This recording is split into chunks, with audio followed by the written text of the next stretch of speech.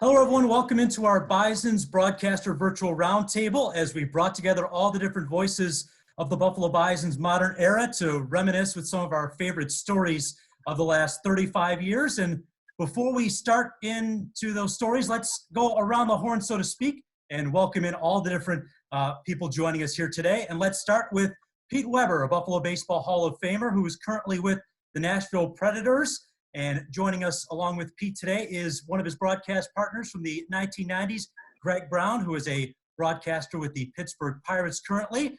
And we go to Jim Rosenhaus, currently with the Cleveland Indians, another Buffalo Baseball Hall of Famer. Ben Wagner joining us down from Florida as well today, as he is currently the voice of the Toronto Blue Jays on Sportsnet 590 The Fan. Someone who's worked with all of us throughout the course of our time and his time with the Buffalo Bisons, a man of many hats. That's Duke McGuire joining us today from his home here in Western New York. And then to allow me to be a part of this today, we're joined by the president of Rich Baseball Operations, somebody who has been with the Buffalo Bisons for more than 30 years, many of those serving as the general manager of the Herd, Mike Buchkowski. So as we get started here today, Buch, I'll turn it over to you. Thanks, Pat. Yeah, I get to say I knew all you guys when, right? Before you all became big stars. But you got rid of us. Yeah, thanks. I couldn't Thanks, sabotage everybody. any of their careers. I tried to sabotage it, but I couldn't. You tried. But thanks. It's great to see you all on the screen. I hope everybody's doing okay and everybody's families are okay and safe. And hopefully we can talk about some of your memories with your time in Buffalo. And that's really where I wanted to start with the guys who are no longer here. So excluding Duke and Pat, wanted to check in with you. I think, Ben, start with you. And people always like to hear about when somebody leaves Buffalo and goes on to do bigger and better things. What are the things you remember about your time either living in Buffalo or being a Bisons broadcaster?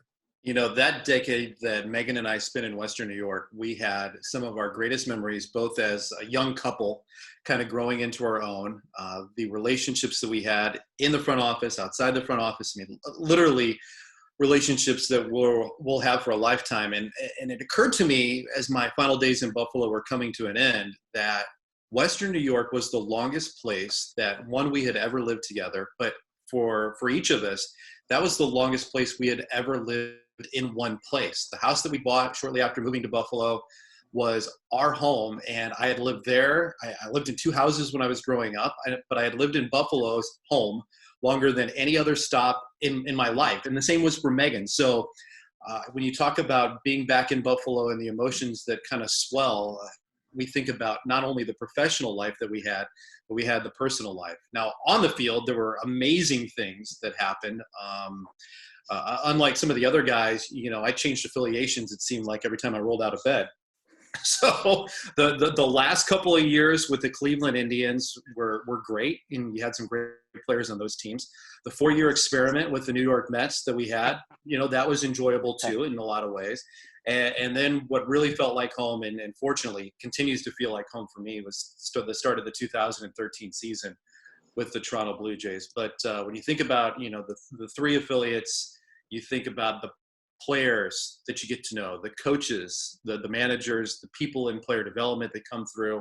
And this is where baseball is just so great for me. It's about the relationships. And when you're in your travels in the International League or still in Major League Baseball, you know, you crisscross with these, and it's an automatic go-to for a story starter, or it's a friendly hello because of that connection that we had in Buffalo. So a lot of those things, you know, the individual performances, like watching Matt Haig and his incredible run to an MVP that year and runaway win. Those are some of the highlights. Walk-off wins, 3 home run games, the 2012 All-Star game, which was an incredible experience just to be around Western New York in those couple of days. Those were just some of the highlights. I mean, the list is long, trust me. The list is long, but those are some of the highlights that come to mind. Thanks, Ben. Rosie, how about you? What do you think about? Now, you're one of a couple of people on this screen that came to Buffalo and married a Buffalo girl. Well, Butch, I was going to thank you for hiring me, but I should also thank you for hiring Carol, because we met at the ballpark. And I think some of my memories, our son was born in Buffalo, our first son, Nathan, and he was born on Valentine's Day, so when Carol's maternity leave with the ball club was up, that was midway through that following season. And I mean, Nathan's early days were spent down in that ticket office in a back and play because she'd come back in and work the games. And I'm not sure if you or Poe were more of a father figure than I was, but somehow he's turned out okay. So it all worked out in the end. So, I mean, that would be top of mind, just meeting Carol and having our first son there. But obviously the three title teams were special just for the people that you met. And each title was different. I think we might get into that a little bit later. But I think at the time, because the Indians affiliation was so strong and they were going so well, you really got the feeling that, I mean, those guys were out to win at every level because they were developing winning ball players at the AAA level to help the big club when they would get into the postseason with the Indians. So I think it wasn't a coincidence that those teams were so good. And some of the best players in the game, a lot of times I think at AAA, you just hope that those players take that next step and make it to the major leagues. But you're talking some of the best players in the game, like Grady Sizemore and Victor Martinez and players like that. So it was just a lot of fun to be around them. Quick story though, first real impact memory of Buffalo is more my first game, and Pete Weber can attest to this. We're down in Nashville, and this gave me an idea of how popular Pete was and how big the shoes were going to be to fill. The organist there, was her name Deba? Pete? Deba Gammons. No Yeah, relation to Gammons Peter. She walks in the booth with a pie, and she's like, "Hey, where's Pete Weber?" And I said, "You know what, Pete? He's gone to do the Sabres. I'm the new Pete." He turned around with the pie, walked out of the booth. He's gone, no introduction. So that gave me a pretty good idea of how popular you were, Pete. But Rosie, I tried to make it up to you. What's that? I tried to make it up to you. I had a pie delivered to you a few years later. You did. But you know what, Butch, we still get back, obviously, to see Carol's family. And Nathan's starting to look at schools now. And he says he's going to look in the Buffalo area just because of beef on weck, pizza, wings, all that kind of stuff, all part of the Buffalo experience. Thanks, Rosie. So, Greg, I think you are the broadcaster that has been away from Buffalo the longest. Wow. And so you might have to really reach back to your memory to think about what you remember most about being in Buffalo. Well, you're right, and my memory is so horrible, Booch, so I've got no chance. But obviously, when you made the point, Rosie and I both met our future wives in Buffalo. But I won't thank you. I'll thank Bob and Mindy Rich. They hired my future wife as a salesperson, and she and I actually shared Barry Butel, shared the sports office together. In fact, they had so many salespeople at GR that she was thrown in the mix with us, these sports guys, and so she was selling radio time on the air, and ended up obviously getting to know her very well. And then we went down to Pittsburgh and married, and she and I have been down here for about 26 years. And so as Rosie was talking, it really is, and it's cliche-ish, but it's the people that I remember most. Not necessarily a pitch, a game, or that bat. I don't have the Pete Weber memory like that, but I do know that the people that I met and continue to stay in touch with, I will cherish those memories and those relationships forever. Before I forget the Diva story, mine, Rosie, my encounter with her was actually even less cordial. She didn't offer me a pie, but after one of the first games I did there at Greer Stadium, Pete and I were walking out of the booth. I guess she had finished up, and he introduced me to her. And her first question to me was, "Are you a Yankee?" And I'm thinking, like, what, a Yankee? Like, no, we're affiliated with the Pittsburgh Pirates. And she says, "Where were you born?" I said, "Washington, D.C." "You're a Yankee." So that's what I remember about Diva.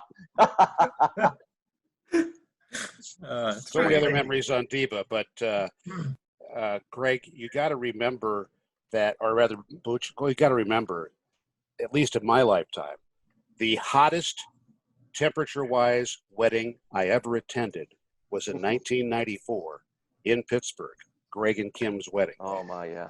Where there was one floor fan, and the interior temperature of the church must have been 110 degrees. Wasn't it fun though? I mean, wasn't it a Yeah. blast? Well, especially seeing your brother Charlie. Yeah. You saw him? Yes. You're the only one. Charlie Brown?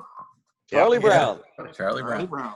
So Pete, what do you think about when you think about your time? I know you come back either to when you do the games against the Sabres or our Hall of Fame, and you do visit a lot. But when you think back about your days as a broadcaster in Buffalo, what are the things that come to mind? Oh my, all the things. Now last night, Bud Bailey put together one of these round tables with the people who had worked at WEBR together or at any one point.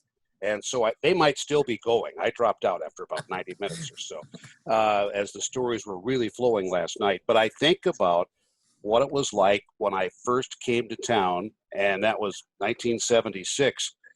And we were covering, there's still an NBA team there then, remember. So we had the Braves, Bisons, Bills, and there was some other team called the Sabres that we got latched on to as well. But how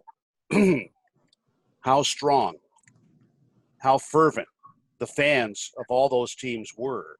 And I was going over the other night, and I'll be putting it up on YouTube at midnight tonight, because tonight is the date of, at least on the Buffalo calendar, May Day. It was April 24th, 1993. And that was when, on the Buffalo calendar, it became May Day. And the strong feelings then transposed and came across all the sports. And that's the one thing I can never forget. The fans here. So I come to Nashville, and they just suddenly and simultaneously got the NFL and the NHL. And I don't see that emerging here yet. That's great. Great. Appreciate those memories. I think I'm going to now check in with Pat. You're definitely the only broadcaster in the history, the 130 plus year history of the Bisons, who began his career as a bat boy for the Bisons. Wow. So I wanted to check in if you could give us a little bit about the years that you were a bat boy and some of the things you remember during those times. Yeah, for sure. It started in 1999, and I don't have necessarily a photographic memory, but I kind of remember a doubleheader against Rochester. Maybe it was my first game, and the typical pranks that the guys or the clubhouse guys might play on you, asking you to get the left-handed bats or get the lock for the batter's box and things like that. So it was fun things like that, and then all the way through high school. That's what got me started in working in baseball all the way through 2002, and just getting to meet some of the players. I mean, guys that in the Cleveland Indians days had been in the World Series just a couple of years before, and just having conversations with them and them getting to know me and me getting to know them a little bit. Just, for somebody who's in high school and a teenager, it was pretty neat just to be able to interact with those guys, and really got me excited for the possibility of maybe working in sports in the future. And just in my junior year in 2001, way back then, getting ready for my prom, and the clubhouse manager was kidding me that I was taking the night off from Bison's baseball to go to my prom. And, that prompted a couple of the guys to, just have a conversation with me about what they remembered about theirs, or, what I was, things about mine that I was looking forward to and things like that. So just conversations just on a normal level with some of these guys, and just getting to know them, or watching baseball with them on a Saturday afternoon as we were getting ready for a game. Those are the things that I remember the most about those 4 years. So Duke, we mentioned at the beginning, you're the only one here that has worked with everybody, right, in the booth with all of our guests. What are some of the things you remember about, maybe not individually, and remember we are recording this that will be viewed by fans. So what are some of the things you remember working with all these guys? Oh, that's unbelievable. 40 years a common denominator here, and not only these guys, but Jim Brinson and the late great Clip Smith, and we'll even go back to Walt Sears and Frank Stewart. I mean, that's how long ago it was, the old international cable days. It was great. I remember Rosie kind of stole my thunder there with my Nashville story there. But to make things expand upon that, this poor guy, this is his first game doing as a Buffalo Bison. Up from the kid from Knoxville. He's up from A-ball. You know, he's coming up from A-ball, and he's going to do his first AAA game. And then first of all, he gets the pie pulled out from under him. But then we go on the air, and we can't get the equipment to work. Now, you know my technical skills. I got no shot. You know, he didn't even bother to ask me. So we asked their guys, and nobody could get this equipment to work. It's his first game, and he's sweating, and he's bullets. You know, the guy, oh my God, I'm going to get fired. I'm not even going to be able to do one game. I'm going to get fired. I can't get the game. So we wind up using a phone and passing the phone back and forth to broadcast the game. I said, well, at least I couldn't step on him that way. You know, I couldn't talk over him because you had to hand me the phone back and forth. And this wasn't a cell phone. This was before cell phones. We had just an old line there that we passed back and forth, back and forth. I said, hey, you're off to a great start, kid. Hang in there. And then there's my man, Bubba Weber there. And not only did we get a chance to call Bartolo Colon's no-hitter, I mean, that was a great day right there. I mean, he was unhittable that day. I mean, he could have pitched 3 more innings and they weren't going to touch him. They didn't have anything close to resembling a base hit in that ball game. No. But I do remember the day when our good buddy Howard Kellman came into town, and we had Dave Perry was playing the music for us back then, and Dave was a DJ at night as well. So, hello there, Claudia Weber. She can't hear you, but I'll tell her you just said hello. And she's got her Bison shirt on. Oh, yeah.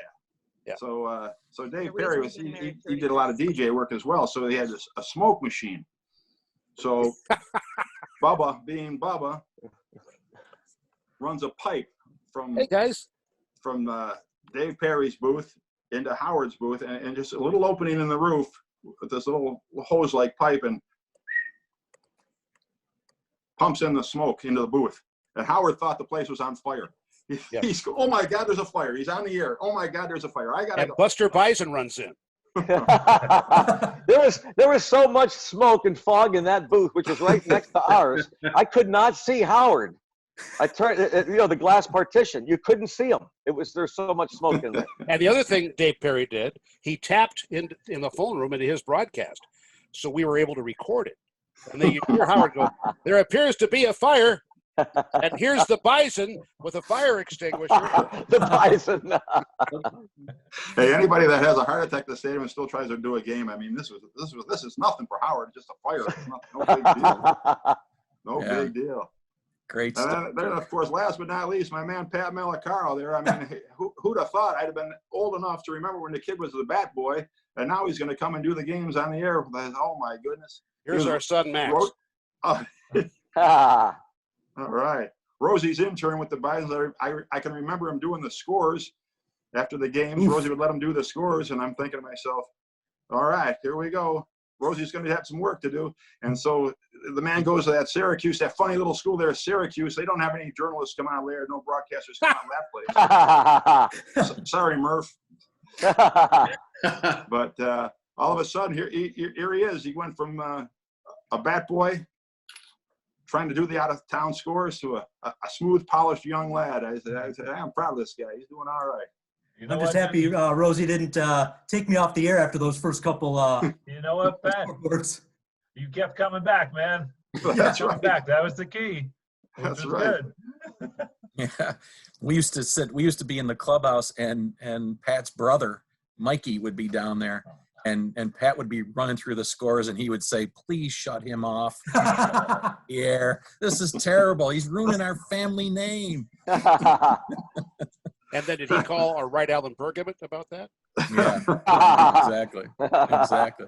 So I want to talk to a few of you guys about your transition, your time, when it came time to leave Buffalo. And, and when you work in minor league baseball, we see it all the time with players and coaches, but it's been really cool when it has happened to you guys, when you left the Bisons, went on to bigger things. And Ben, I think yours is pretty unique because not only did you go to Toronto, which is not that far from Buffalo, obviously, but we had been, as you mentioned, had been the Blue Jays affiliate, and you had gotten to know a lot of people in the organization.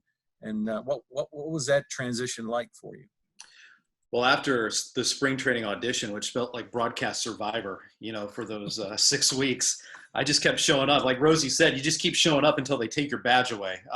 So I just kept going to the ballpark and finally got the nod and got to opening day and through that. And I'll tell you what, and I talked about this earlier, the relationships that you build and I think how you treat the people. And Buffalo is such an institution for me trying to do that. And the way that the tone was set by, well, I mean, really, Booch, you and how you operate in that clubhouse, and you treat them like major leaguers when they're down in AAA.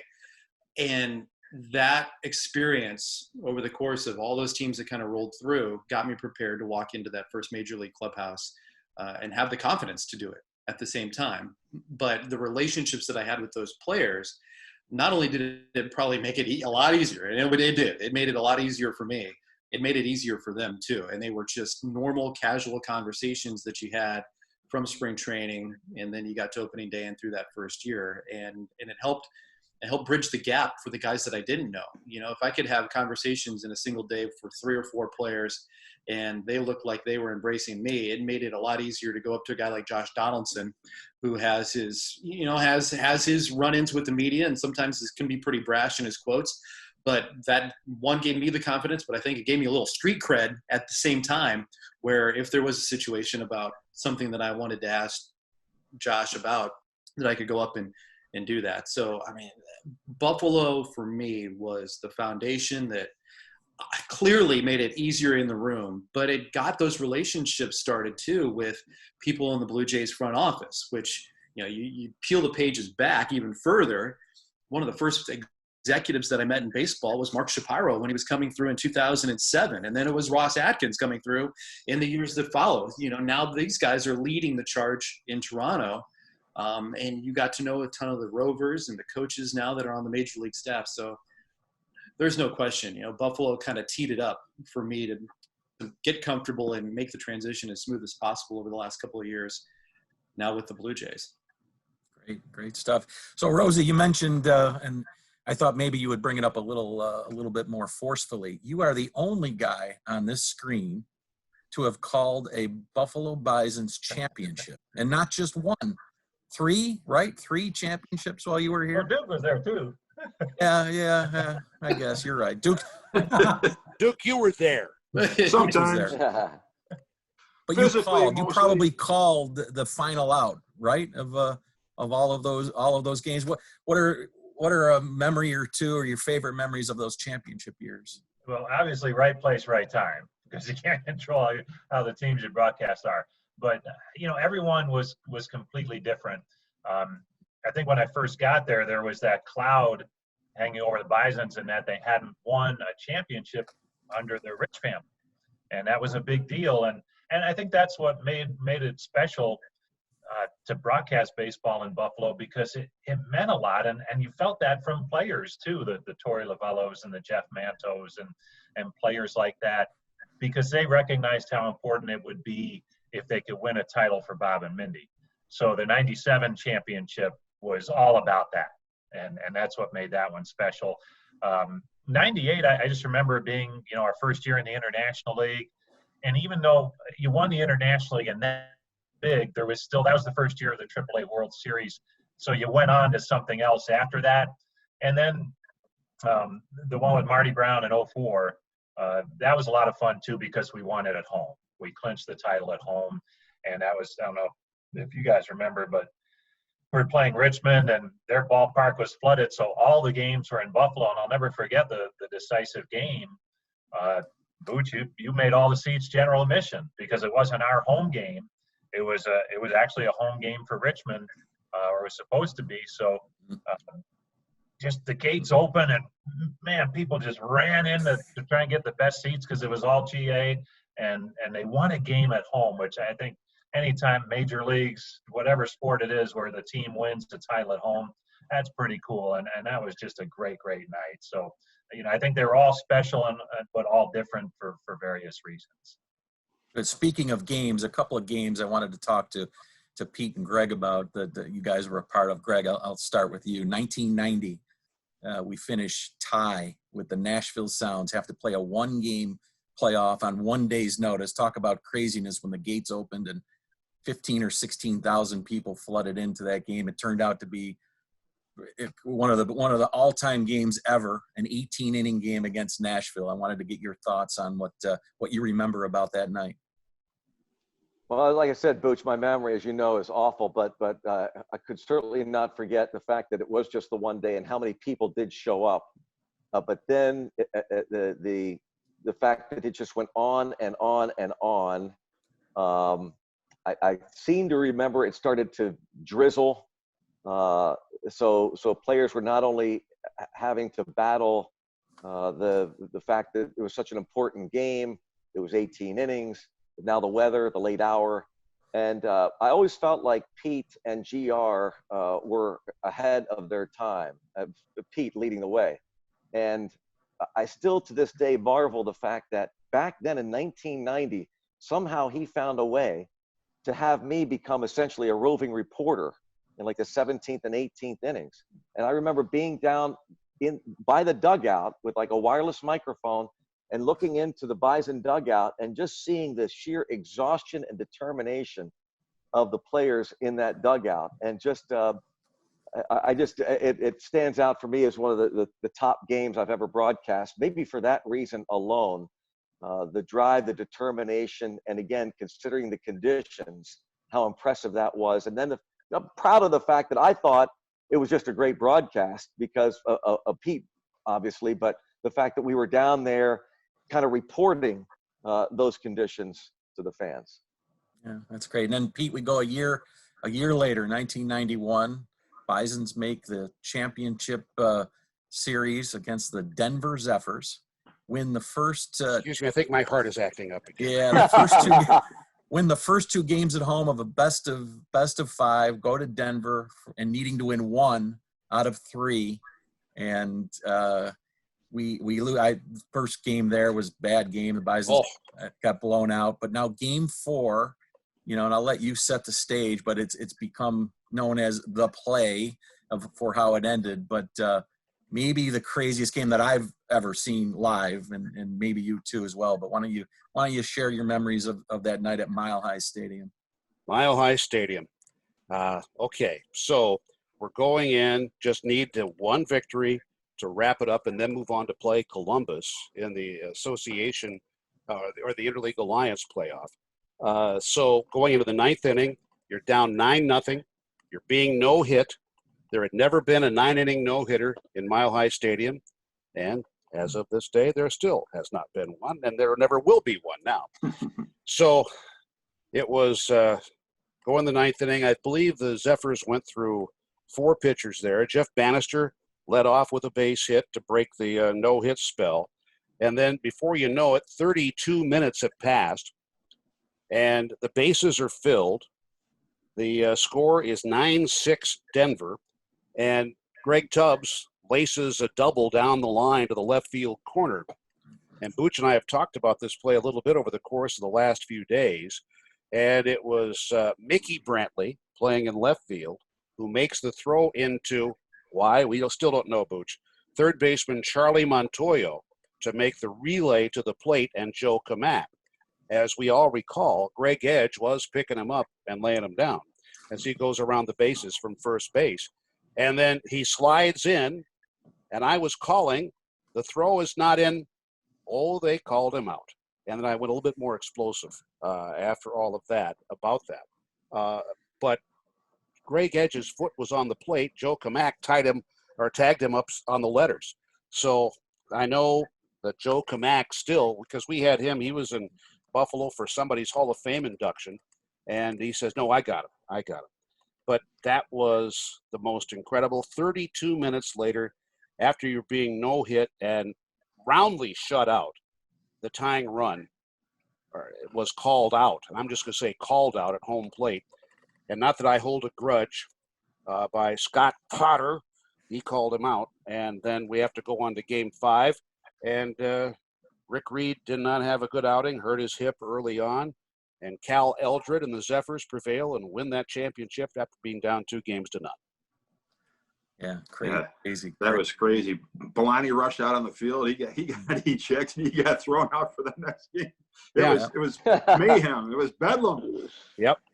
Yes, Yes, it was. it certainly was. I mean, that was, and that game. I mean, when you think about it, and I said that on the original call, I didn't think Greg Edge had beaten the throw to first base on his what turned out to be an infield hit and prolonged the inning and stopped the third out from being registered. But then the one that was called the third out still boils my insides. I'll put it that way. Yeah, I bet. That play still sticks out in Charlie Montoyo's mind. We, old Yeah. guys and broadcasters, we sit here and chat about it. But when we went to Denver last year with the Blue Jays in interleague play, we're rolling from the airport and we see the new Mile High. But Yeah. Charlie Montoyo looks back in the bus and he said, right there, the play. He points at me in the back of the bus. The play, Wow. the play. And Charlie Montoyo, I texted with him earlier this week and I said, you played most of your time in Denver at shortstop. That was a rare night that he was playing at third base. Yeah. And he said, yeah, I ended up with the ball because the shortstop didn't want to go get it. So I'm like, okay, it's my ball. And he makes this great throw to the plate. And obviously it's one of those plays that live and haunt Buffalo sports fans to this day. But when Charlie was rolling past the new Mile High, that came up. And then our last day in Denver, there's a Denver sports and very baseball centric Hall of Fame, kind of just off the backside of now Coors Field. And Charlie wanted to go over, and then there's this shrine to the old Zephyr teams that played in Mile High Stadium, and they've got a tribute to Joey Meyer up there, but the play still stands out, and Charlie to this day will reminisce about it, and it's just a rare occurrence, And I know, and Pat and I had talked about this earlier in the week too. Was he playing shortstop or was he playing third base? And lo and behold, it was third base. And He started at third, yeah. Yeah. One of only like 15 games maybe that year. Yeah, it was only a handful, and that's why I had to double check because I've seen it reported both ways, where he had a lot of time at short, but very few games at third base. And timing is everything, as Rosie said earlier. And there's Charlie in the middle of a play that now lives in AAA baseball history. Yeah, Charlie, I finally told Pete I'm going to reach out to him, and he told me the same thing. Pat Listash was the shortstop, Right? And he just didn't react. He just stood there. Yeah. So Charlie said he just went and got the ball and made the throw. And in one of his email replies to me, Charlie Montoyo actually attaches the video clip. Oh. And then asked me, he said, I only have a clip. Do you have the whole game? And I said, no, I think we smashed that whole game. Can't believe you're emailing that to me. Well, we'll just ask the Boston Red Sox ex-video guy. Maybe he has. Oh, yeah. They got more time than we do. Yeah.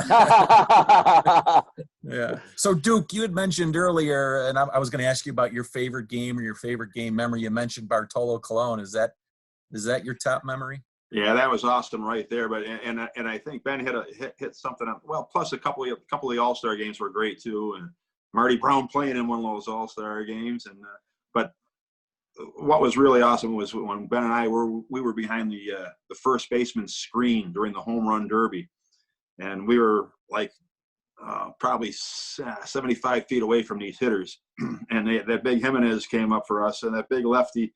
And we're over there, and he's just hitting rockets. And, I mean, they're smoked, and they're flying over our heads. They're flying into the screen. It is like, this guy is unbelievable. And that was when Scooch went deep there to win the home run derby championship. That was pretty cool right there, and that was awesome. And the Jeff Manto three home run game was pretty cool too, because he was such a good guy. He's such a classy guy. And then, of course, the game that Pat and I got to do this past season was when T.J. Zoik threw the no-hitter in Rochester. That was pretty cool, just because of the great catch with 2 outs with 1 out in the ninth, and then just coming off the field, the fans from Rochester even were giving him a standing ovation, and I thought that was pretty classy move right there. It was an awesome game to do. It was great. It was outstanding. But that Pete and I did with Bartolo Colon, it was unbelievable. I mean, like I said, they didn't have anything that resembled a hit. I don't even think they hit a ball hard all day long. No. I mean, and then the last out was a little blooper to right. I'm watching the right field. I'm going, oh my God, he's not going to get it. He's not going to get. And then the second baseman goes back and made a pretty routine play, and I go, take it away, Bubba. Yeah, that was great. Well, that was incredible. That was good timing for me to be able to do that too, because by that time I was doing the Sabres full time and was just doing that game for Empire. Yeah, it was on TV. It was on an Empire game. Yeah. Good stuff. But that was just a few of the memories. There's been so many. I mean, there's some of that stuff back in the old rock pile that went on. That was unbelievable. Yeah, the late great, the legendary Rodney Craig. He's going. Hey, look at man. I think these umpires be giving me a bad time up there. He says, I'm going to look up there and you let me know if that pitch is inside or outside. He says. He wanted me to let him know if the guy called a strike, if he looked up and he wanted me to tell him if it was a strike or a ball inside or outside. He was unbelievable. The late great Rodney Craig. He was a beauty. Oh God! And so Ben, I was. Excuse me. One more time. The one more thing with Roddy, he got ejected from the ball game, and he went up to the clubhouse and he put the Buster uniform on and came back on the field and started chewing at the umpire in the Buster uniform. He was beautiful. Here you go, boys. There's the Butcher, Rodney, and Buster. Oh my God. Unbelievable. From 1986 at the rock pile. And that was another one of the great stories, right? When we had that little problem with Otis Nixon in 87. My man. He was out for a while, yeah. And Rodney that year was in Rochester. And he calls Mike Bellani. He wants to look after my main man, Otis Nixon. And Mike goes, well, he got arrested, Rodney. Well, we were never that close.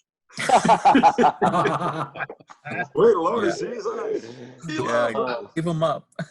So Ben, I was going to ask you, and in kind of unique situation, Duke, who's been around for 40 something years around the Bisons, and every time we hired a new broadcaster to come in, I'd talk about Duke, and everybody would say, well, what's he like? And I would just say, you know what, you're going to have to experience it. You're just going to have to go through it. It's hard to describe Duke's style and what he brings to the broadcast. But Ben, I was just wondering if you had some cool memories to share about maybe meeting Duke or something that happened during one of the games.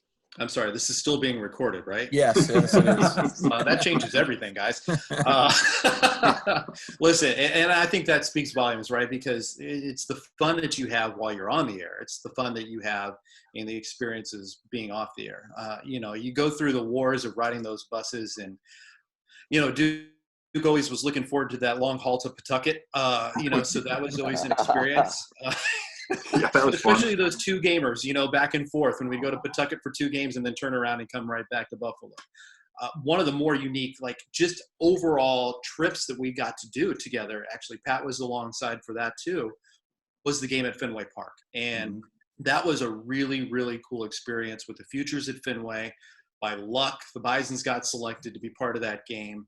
And, it was a wild day. And I think that was one of the more fun days that we've had in the broadcast booth, just thinking about the overall experiences and our trips and our travels, but on the air with Duke, you immediately recognize that his instincts within the game and how he looks at the game are incredible. And I learned more just by sitting next to Duke McGuire for a decade than anything that I could have experienced, taking under my own task, trying to learn about the game or read about the game or research the game.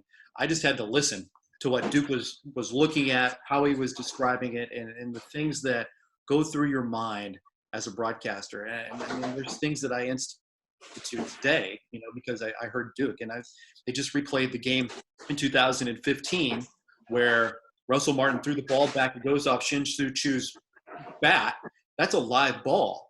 And I remember a game. It was definitely in the Indians affiliation, but there was a ball that got thrown back, and it went off the guy's bat, and there was nobody on base. Big sticking point to how it's varying from the Bisons versus what happened with the Blue Jays and the Texas Rangers. But Duke on the air said, because he knows the game, he knows the rules. He goes, fortunate nobody was on base there because that's a live ball. So I'm living that moment watching a great playoff game, and that sticks in the back of my mind. That's a live ball. So those are the kind of things that Duke will say on the air that will literally stick with you for a lifetime, whether it's rules related, whether it's strategy related. The instincts are great. The person is even better than that. For 2 people that moved to Western New York and didn't know anybody, we spent more Christmas Eves with the McGuire family than we did with our own family. And that was by the kindness of Duke, first and foremost, and Mary and the girls welcoming us in, and their now growing family continuing to welcome us in. And, you know, for the most part, those Christmas Eves were very enjoyable. There was one that was a little shaky by the end. Uncle Kevin. No, Uncle Kevin got me good. And, you know, so again, it's about the people. And just one funny on-air story. Margaret Russo was going through the office and she was changing chairs. All these stinking chairs, you know, this whole fiasco of upgrading chairs in the office, whatever. So she ends up with this chair nobody likes. The big executive, nice leather chair. Ben, take this up to the broadcast booth. It's huge chair. I said, it's big. I don't know if anybody's going to want it. So whatever. I roll it upstairs. I put it next to Duke's station there in the radio booth. Well, this big executive chair, you know, it's got the lock on the bottom. Duke puts his roster over here to the side, and as he's leaning back in this new chair, brand new chair, and to check a roster, the hinge on the bottom that locked the chair together, like, opened up. Duke goes butt over tea kettle on the air, and you hear the coming around as he's back there, and he's losing it. I've lost it on the air. And then here the next day, what does Pat Malacaro do? He rolls in with a roll of caution tape, and we roll it over Duke's chair. And my hard hat for more quarters. And my hard hat. Yeah, that's These moments are irreplaceable, you know, and you just have to live them. You just have to live them, and you hope you're surrounded by great people to do it, and we certainly have been. That's a great lead-in for Greg Brown because the time I remember when Greg was with Pete, Greg was a young broadcaster, you know, trying to make his way and feel his way through it. And we've mentioned a few of the pranks that Pete had played on other announcers, but Greg, I remember a few. I think that you were the object of some of Pete's pranks. Are there any that you can share with us? That's therein lies the rub. That's the problem with this. Well, I mean, the one I guess I could clean up a little bit is, you know, he's so, to this day, again, so far ahead of his time. Technically speaking, this guy knew absolutely everything, and he tried to, and I did eventually learn. He taught me how to get us on the air and that kind of thing. But I was so naive, I was unaware that he could press a button and he could speak to me in my headset without it going on the air. So I'm unaware of this. And there was a pause in a game. I'm supposed to be reading scores, I guess, and my mind had wandered. I guess the Bisons were up or down by a bunch maybe. And anyway, and there's a pause in the action. And all of a sudden I hear, which I believe is on the air, "Well, you're going to read the scores, you silly son of a beep." And I turned and looked at him, and he's looking at me, and I'm like, this guy's just going to get fired. You can't say that on the air. And I go, and I read some scores. And then, again, he did that several times throughout the game. He'd say something else before finally he chuckled, and I realized that he was not on the air. But for a good couple of innings one night, I thought that was it for Pete Weber. You got promoted. Yeah. But then you learned your lesson, and you got me back, and we won't tell that story.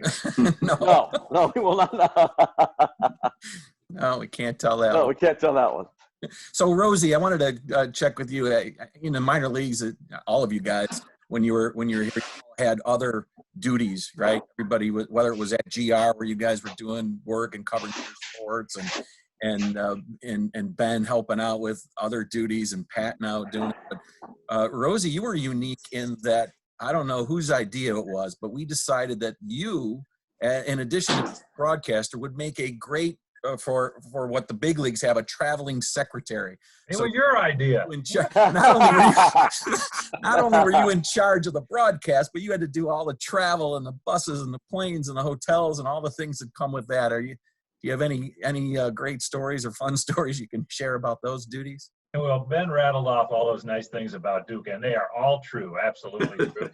But the saving grace for me, was when Scott Lesher called one night in the 7th inning and we're ready to leave for a road trip after the game. And he's like, "Hey, there's no buses here. What are you going to do about it?" Oh. And I was like, "Duke, take over, man. I got to call bus companies and find out where the bus is." But you know what? The one area I struggled with, you have to be nice to as Ben was saying, you got to build those nice relationships with the players from a broadcaster standpoint for interviews and background information and all that. But sometimes, for lack of a better term, you got to be a prick when you're the traveling secretary guy, because they're trying, some guys are trying to get away with everything. And the one area that I struggled with was roommates on the road. And the way it worked, everybody was in a double room. They had a roommate. If you wanted a single room, you had to pay for the other half of the room. But there was always that odd guy or the odd room at the end. It never worked out evenly. So there'd be one guy who you'd take care of, a veteran guy. If there was a single to be had, you'd give it to the veteran guy. Well, if we were leaving on a Thursday, starting Sunday, I'd start gathering that rooming list. And I'd be nervous about it because there'd always be 2 or 3 guys that didn't want to room together and you didn't want to give them the single. Probably the best one was Brandon Phillips and Ernie Young did not like each other. Well, we get to Syracuse one night and I had it all squared away. Everything was set. They weren't going to room together. Well, it turns out somebody got called up, so those 2 were put in the same room. And we're checking in at 3 in the morning, and I hear yelling down the hall, Brandon Phillips, "Why am I in a room with Ernie Young?" And he's at the top of his lungs. It's a full hotel. This is why I would get nervous on Sunday for a Thursday. We eventually worked it out, and I found out why I didn't like Ernie. Walked around naked all the time, apparently, and Brandon did. Because I asked him, I said, "Why don't you like Ernie?" They both seem like friendly guys. And then the other one was we had a day game in Norfolk on a getaway day. And usually we would just wait and get out of there the next morning. So in case there was a rain delay or extra innings, you didn't have to worry about chasing the flight. Well, we rolled the dice. 5 o'clock flight for a noon game in Norfolk. Sure enough, rain delay. Two rain delays. And I think it was either you or Mr. Dandies was calling U.S. Airways to hold the flight. We go scramble. Game ends at like 4, and we have a 5 o'clock flight. We're racing to the airport. And all of us got on the plane, I think, except for Nick Paparesta, the trainer. And I was the last one before Nick. And I'm staring, looking at the gate attendant, and she goes, I said, "We got one more guy. We can make it." She goes, "I have to shut the door." I said, "Come on, one more guy." She goes, "You got 10 seconds to make a decision. You either get on this plane or you're going with the guy who's still not here yet." I jumped on the plane and wore it from Nick Paparesta for a week for that. Because he got home the next morning and just made it back in time and all that kind of stuff. So those were just some of the things. And again, Duke was on most of those games, and thank God, because when something went wrong, I was able to call a bus company or airline or call you, Booch, and Duke could handle the game. Reminds me, Greg Brown, how about that trip back from Omaha to Buffalo? Yeah, Two different planes. I don't know how many guys had to leave on our own. I and 2 or 3 other players, and of course back then you had to obviously go through different procedures than you do now. It was easier to travel through airports, but for some reason we all had different connecting flights. But the point being that I had my seat, and I got onto the plane, and about halfway down the plane, I stop and there's someone in my seat, and I'm miserable that we had to get up real early that day, that we had to leave for whatever reason. We had to get out of there. I'm just in a bad mood, and I just stand there in the middle of the aisle. Most of the people have already gotten their seats, and the flight attendant comes toward me. "Sir, can I help you?" I said, "Yep, somebody's in my seat." And she goes, "Oh, I'm sorry." She said, "Can I see your ticket?"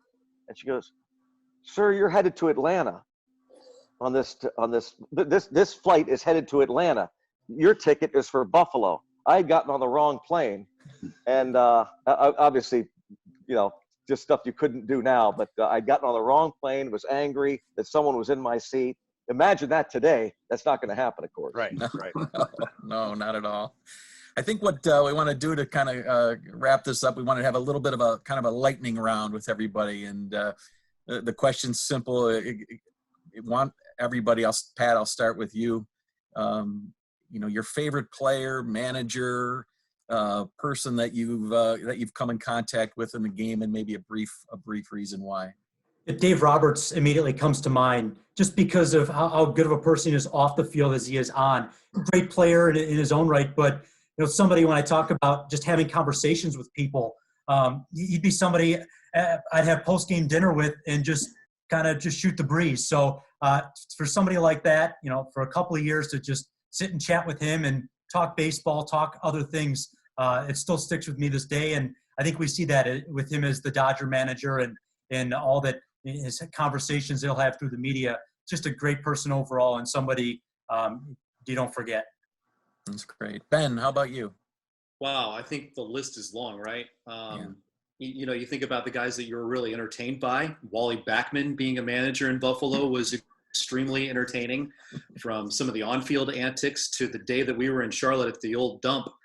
He threw a pack of firecrackers into the training room and just to liven up the party. I mean, listen, it was a long night the night before. It was a Sunday afternoon game, and people were kind of like just drudging through it and trying to clear the fog. He threw a break of firecrackers into the training room, and the trainer at the time, Joe Golia, who was a little sensitive about some things, he lost it. And then Wally did his job, because then everybody was laughing in the clubhouse and having a good time. So those are some of the antics that happened, and that was good. That was always entertaining. Bobby Meacham to this day is just a great human being, and just somebody that I love talking about baseball with, and old time baseball. And he appreciates kind of the new wave of things. And now he's with the Philadelphia Phillies, and he's loving his situation there. One of the players that still to this day I enjoy talking with on a number of different levels is Kevin Pillar. And you think about where KP went as a player, as kind of this rising prospect that had to get his own name on the prospect list, where the organization didn't have much invested in him.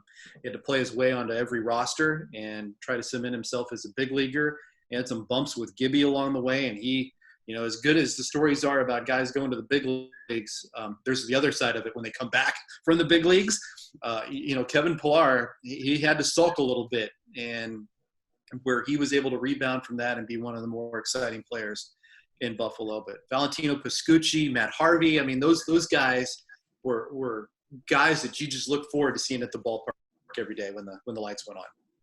Right. Duke, I know there's been a lot. You've mentioned a few already, but any others come to mind? Manager-wise, I love Bombi, Mark Bombardi. He was great. He is absolutely hilarious. And Marty Brown. I mean, Rosie knows we had a lot of fun with those two guys. I had a lot of fun with those guys. And, we had a lot of great managers. Ben hit it right. Bobby Meacham, true gentleman. I mean, there's been a lot of great managers, but as far as having a lot of fun, Mark Bombard and Marty Brown are two classics. And player-wise, I think again, there's so many good guys and so many good players.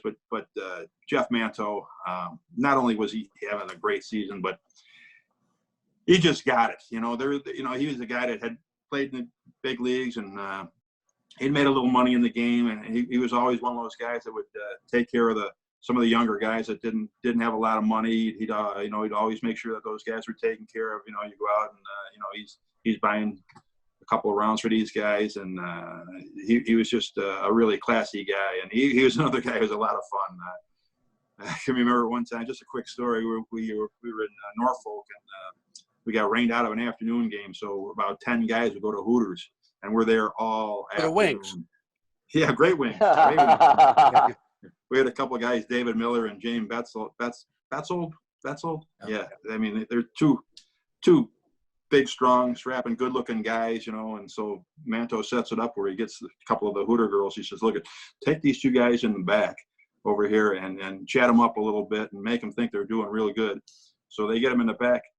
We bolt on the check. They got stuck with the bill. We were there all afternoon. We bolted. They got stuck with the tab. But then, of course, Manto made it good all the next day. But that was absolutely hilarious right there. So for my money, that guy, he's the best right there, Jeff Manto. Rosie, how about you? I'm stuck on Duke's. Manto player-wise, easily. I don't think it's any accident. I don't think he spent a full season from start to finish with the Bisons, but he was there for parts of quite a few. And we started winning titles when he showed up. And I don't think that's a coincidence at all.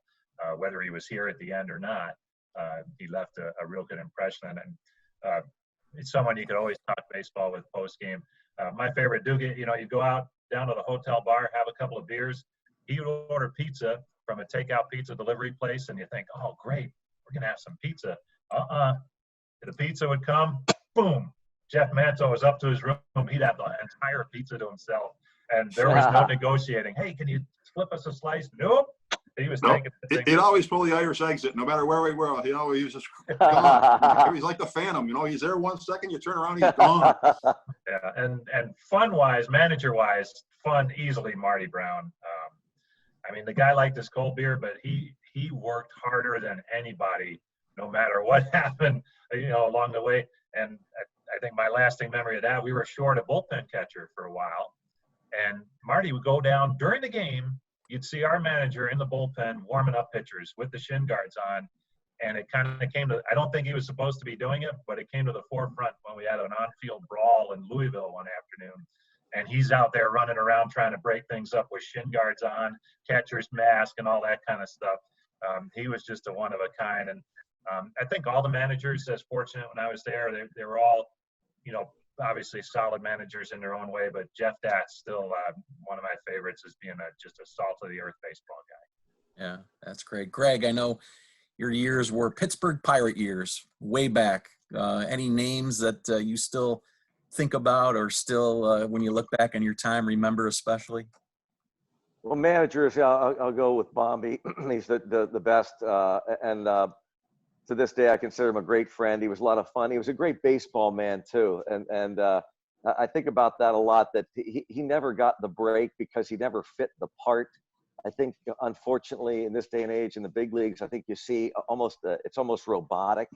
It's like they have a cutout of what the guy is supposed to look like and the way he's supposed to act. Bombi had fun, but was serious about winning and the game of baseball. Terry Collins was my other manager that I'd say or consider a good friend, and was also a lot of fun, a little more serious than Bombi. But the players, Booch, long list, of course, and you're right, I got to know them. John Wayner not only became a good friend while watching him play in Buffalo. Here's a Pittsburgh guy, grew up a Pirate fan, sports fan, and then goes on to play in the big leagues, and now he's one of my broadcast partners. So kind of ironic. And Kevin Young was to do some broadcast work this year, hopefully still will with the Pirates, but got to know Kevin and all those young guys that came to the big leagues, Carlos Garcia, Tom Prince, Rick Reed, Dorn Taylor was a great guy, on and on and on. Jeff Whitey Richardson, he was so much fun and such a joy. We had him do a weekly show with us, a pregame show. So, yeah, the list goes on and on, just great fun, great people. Bubba, you got the last memory here, the last word on your favorite Oh, wow. or managers. There's too many years there, but let's just say the guys that stick out to me, John Bowles, Dirty Al Gallagher, Terry Collins, without question, and Bombi. The players, guys that I'm still in contact with, Dave Clark. We text a lot. I see him. We go out a couple of times. We've been in playoff series with Anaheim, and all of a sudden the Tigers are there. But really appreciate doing this with you guys, and you guys taking time to do it. It's great to see you all. Great to see that you're doing okay and hanging in there, and everybody's safe. And hopefully soon we're going to see the NHL restart, Pete, and we're going to see Major League Baseball finally get underway, and maybe even eventually a Bisons season. But great work today, and thanks again. Great to go down the memory lane with you guys, and I'm going to throw it back to Pat, who will close things out for us. Yep. Thanks for all you guys for joining us here today. Hopefully we can see each other at the ballpark soon enough, and see all those joining us today at Salem Field soon enough. So thanks again, and hope you enjoyed our Bisons virtual broadcaster roundtable. Get me a foot long. Thanks a million, Pat. Ben. Good to see you, guys. Good. Good to see you guys. Dude. Everybody. See you guys. Underground.